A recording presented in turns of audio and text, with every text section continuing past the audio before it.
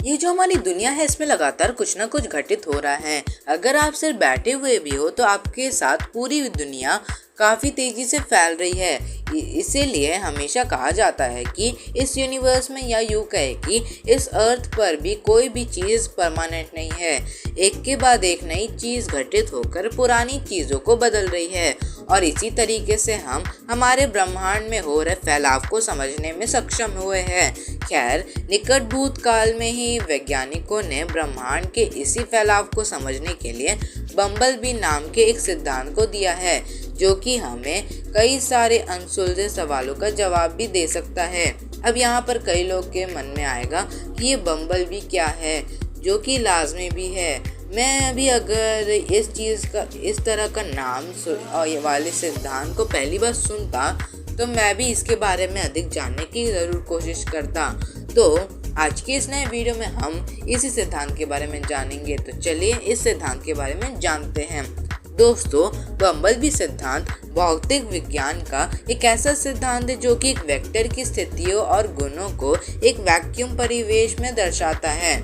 इसके अलावा ये सिद्धांत गुरुत्वाकर्षण बल के ऊपर भी काफ़ी ज़्यादा निर्भर रहता है, क्योंकि गुरुत्वाकर्षण बल के कारण ही गुरुत्वाकर्षण क्षेत्र बनता है और इसी क्षेत्र में ही ये सिद्धांत सबसे सटीक काम करता है।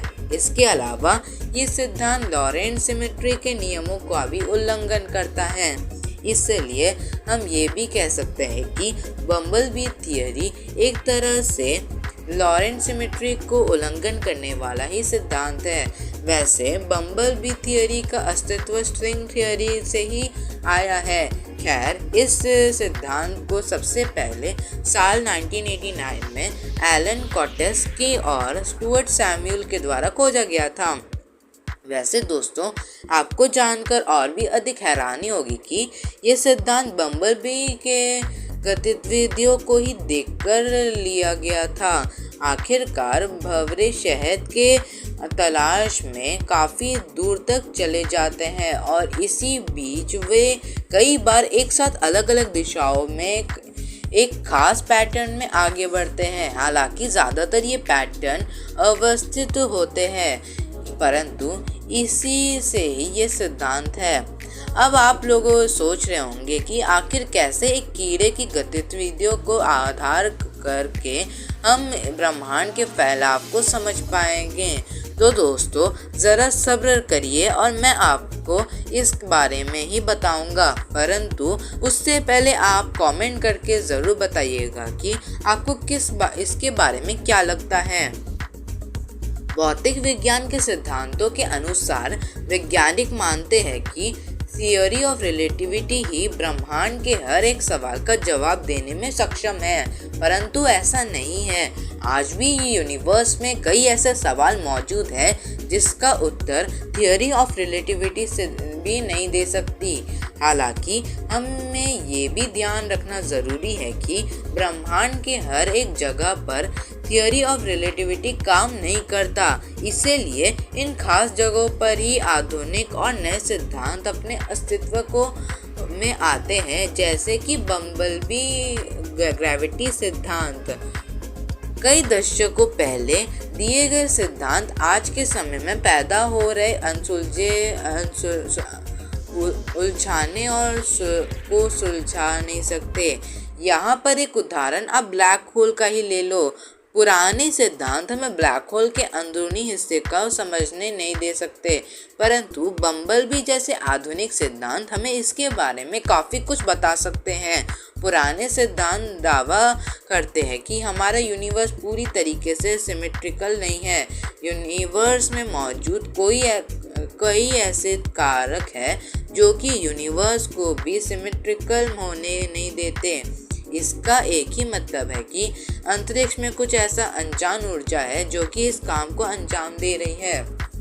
बम्बलबी के भंवरे में वैज्ञानिक मानते आ रहे हैं कि बम्बलबी उड़ नहीं सकता, क्योंकि हम उनके पंख के बारे में नहीं जानते थे। इसके अलावा उनके पंख आखिर कैसे उन्हें उड़ने के लिए मदद करते हैं, इसके बारे में भी हमें कुछ नहीं पता था।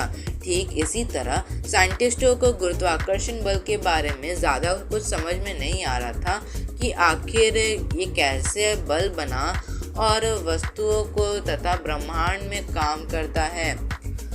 बम्बलबी, ग्रेविटी और डार्क एनर्जी। कई साइंटिस्ट मानते हैं कि हमारा यूनिवर्स का फैलाव डार्क एनर्जी के कारण हो रहा है, तो इसी के समझने के लिए हमें बम्बलबी ग्रेविटी थ्योरी की मदद लेनी पड़ेगी।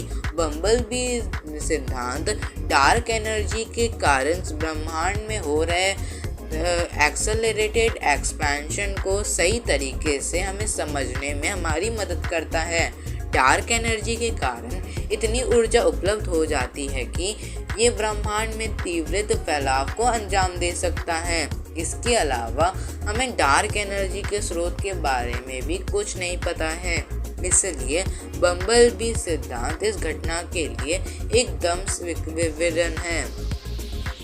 इसके अलावा ये सिद्धांत हमारे कई मूल भौतिक सिद्धांत को भी उल्लंघन करते हैं, जो कि यूनिवर्स को लेकर हमारी सोच को ही बदल दे रहा है। ऐसे में इस सिद्धांत को सत्यता के प्रमाणित करने के लिए हमें एक ऐसी जगह की ज़रूरत होगी जहाँ पे ग्रेविटेशनल फोर्स अपने चरम सीमा पर हो, जैसे कि एक ब्लैक होल के अंदर की जगह। वैसे तो ब्लैक होल के अंदर जाकर इस सिद्धांत को प्रमाणित करने का काम शायद ही कभी संभव हो, लेकिन साइंटिस्ट इसके विकल्पों को देख रहे हैं।